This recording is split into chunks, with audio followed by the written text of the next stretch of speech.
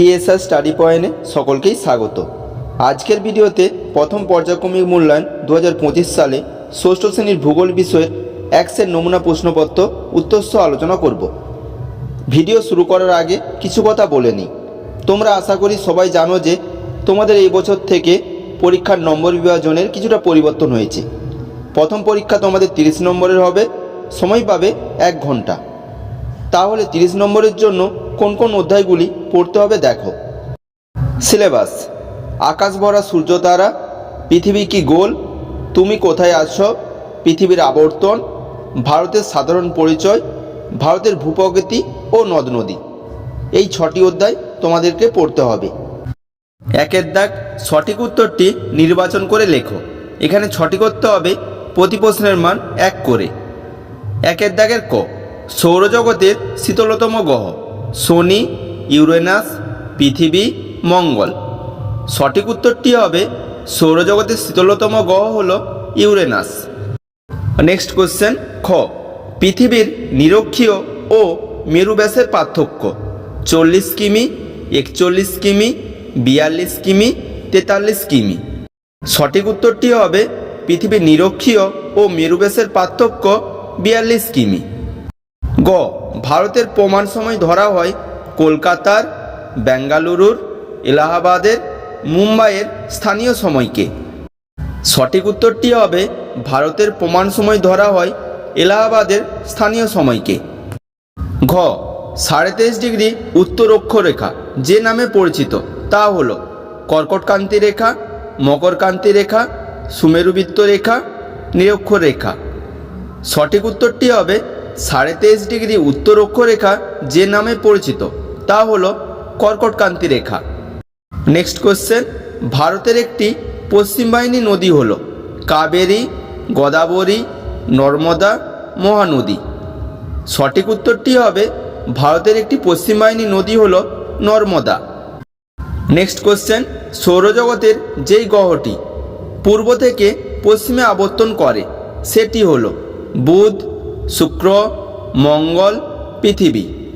সঠিক উত্তরটি হবে সৌরজগতের যেই গ্রহটি পূর্ব থেকে পশ্চিমে আবর্তন করে সেটি হল শুক্র। 2 দাগ, নিচের প্রশ্নগুলির এক কথায় উত্তর দাও। এখানে 4টি করতে হবে, প্রতি প্রশ্নের মান 1 করে। 2 দাগের ক, ভারতের নবীনতম রাজ্য কোনটি? উত্তরটি হবে ভারতের নবীনতম রাজ্যটি হল তেলেঙ্গানা। খ, ভারতে অবস্থিত হিমালয়ের সর্বোচ্চ শৃঙ্গের নাম কি? উত্তর হবে ভারতে অবস্থিত হিমালয়ের সর্বোচ্চ শৃঙ্গের নাম হল মাউন্ট এভারেস্ট। গ, সূর্যের সবথেকে কাছের নক্ষত্রের নাম কি? উত্তর হবে সূর্যের সবথেকে কাছের নক্ষত্রের নাম প্রক্সিমা সেন্টাউরি। ঘ, পৃথিবীর উত্তরতম বিন্দুটি কি নামে পরিচিত? উত্তর হবে পৃথিবীর উত্তরতম বিন্দুটি উত্তর মেরু নামে পরিচিত। 3 দাগ, নিচের প্রশ্নগুলির উত্তর দাও, যে কোনো 2টি, প্রতি প্রশ্নের মান 2 করে। 3 দাগের ক, ভারতের সীমা উল্লেখ করো। উত্তরটা দেখো, ভারতের সীমা। ভারতের রাজনৈতিক মানচিত্র দেখলে দেখা যাবে ভারতের 1, উত্তর পশ্চিমে আছে পাকিস্তান ও আফগানিস্তান। 2, উত্তরে আছে চীন, নেপাল ও ভুটান। 3, পূর্বে আছে মায়ানমার, বাংলাদেশ এবং বঙ্গোপসাগর।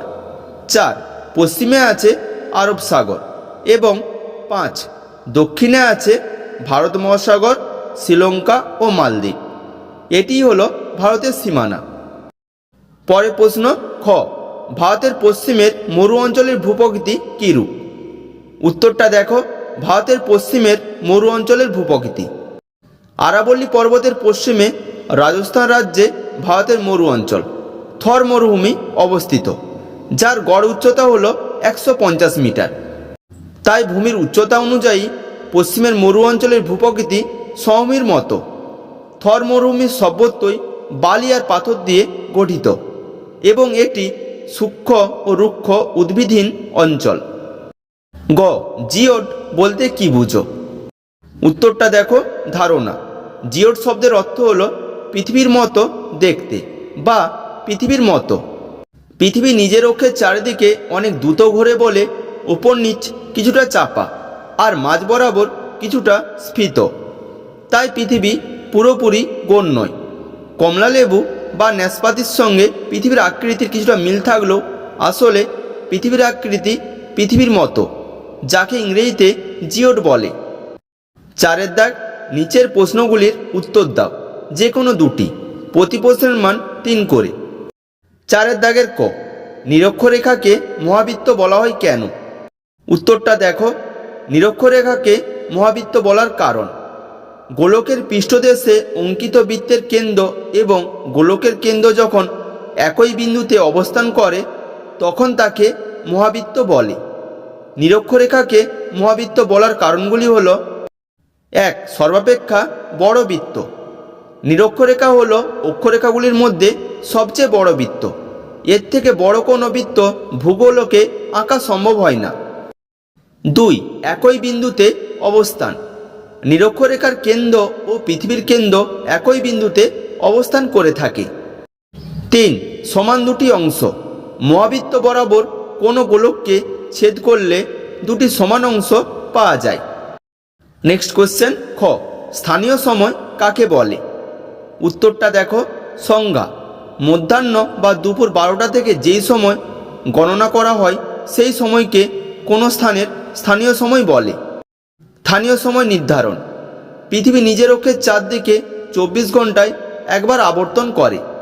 আবর্তন করার সময় সূর্য যখন কোনো স্থানের মাথার উপরে আসে তখন সেখানে মধ্যাহ্ন হয়, অর্থাৎ দুপুর 12টা বাজে। এভাবে আকাশে সূর্যের অবস্থান অনুসারে স্থানীয় সময় নির্ধারণ করা হয়। নেক্সট কোশ্চেন গ, উষা ও গোধূলি বলতে কি বোঝো? উত্তরটা দেখো। উষা, সূর্যোদয়ের কিছুক্ষণ আগে যেই সময়ে পূর্ব দিকের আকাশে হালকা আলোর আভা দেখা যায় সেই সময়কে উষা বলে। গোধূলি, সূর্যাস্তের পর সন্ধ্যের আগের সময়কে গোধূলি বলে। সৃষ্টির কারণ, পৃথিবীর যেই অংশের উপর ছায়াবৃত্ত থাকে সেই অংশে সূর্যকে দেখা যায় না, তবে তার আভা দেখা যায়। এই জন্যই উষা ও গোধূলির সৃষ্টি হয়। 5 দাগ, নিচের প্রশ্নগুলির উত্তর দাও, যে কোনো দুটি। প্রতি প্রশ্নের মান 5 করে। 5 দাগের ক, ভারতের প্রধান নদী গঙ্গা সম্পর্কে যা জানো লেখো। উত্তরটা দেখো। গঙ্গা নদীর প্রবাহ পথ। ভারতের দীর্ঘতম নদী হল গঙ্গা। এর দৈর্ঘ্য 2525 কিমি। উৎস, হিমালয়ের গঙ্গোত্রী হিমবাহের গোমুখ তুষার গুহা থেকে গঙ্গার উৎপত্তি হয়েছে। গতিপথ, 1. গঙ্গা নদী উৎসের কাছে ভাগীরথী নামে প্রবাহিত হয়েছে। 2. এই প্রবাহিত পথ ধরে গঙ্গা নামে উত্তরপ্রদেশের এলাহাবাদের কাছে প্রধান উপনদী যমুনার সাথে মিলিত হয়েছে। 3. এই মিলিত প্রবাহ পশ্চিমবঙ্গের মুর্শিদাবাদের ধুলিয়ানের কাছে গঙ্গা নদী পদ্মা ও ভাগীরথী হুগলি এই দুটি শাখায় ভাগ হয়ে প্রবাহিত হয়েছে। 4. গঙ্গার প্রধান শাখাটি পূর্বে পদ্মা নামে বাংলাদেশে প্রবাহিত হয়েছে এবং অপর শাখাটি দক্ষিণে ভাগীরথী হুগলি নামে পশ্চিমবঙ্গের উপর দিয়ে প্রবাহিত হয়েছে। উপনদী, গঙ্গার প্রধান উপনদীগুলি হল যমুনা, সোন, গোমতী, গণ্ডক, কোশি ইত্যাদি। মোহনা, গঙ্গা নদীর শেষে হুগলি নদী নামে পশ্চিমবঙ্গের দক্ষিণে প্রবাহিত হয়ে বঙ্গোপসাগরে মিশেছে। গঙ্গার তীরবর্তী শহর হরিদ্বার, কানপুর, এলাহাবাদ, বারাণসী, পানা, কলকাতা প্রভৃতি গঙ্গার তীরে গড়ে ওঠা প্রধান শহর। পরে প্রশ্ন খ, অক্ষরেখা কাকে বলে? অক্ষরেখার বৈশিষ্ট্যগুলি লেখো। উত্তরটা দেখো। সংজ্ঞা, নিরক্ষরেখার সমান্তরালে পূর্ব পশ্চিমে অঙ্কিত কাল্পনিক রেখাগুলিকে অক্ষরেখা বলে। 1. আকার ও প্রকৃতি, প্রতিটি অক্ষরেখা এক একটি পূর্ণবৃত্ত এবং এরা পরস্পর সমান্তরাল। 2. বিস্তার ও পরিধি, অক্ষরেখাগুলি পূর্ব পশ্চিমে বিস্তৃত। নিরক্ষরেখা থেকে যত উত্তর বা দক্ষিণে যাওয়া যায় তত এদের পরিধি কমতে থাকে। 3. স্থানগুলির অবস্থান, একই অক্ষরেখায় অবস্থিত বিভিন্ন স্থান পৃথিবীর পূর্ব বা পশ্চিম দিক বরাবর অবস্থান করে, কিন্তু স্থানগুলির মান একই থাকে। 4. জলবায়ুর পরিবর্তন, অক্ষরেখার পরিবর্তনে জলবায়ুর পরিবর্তন হয়।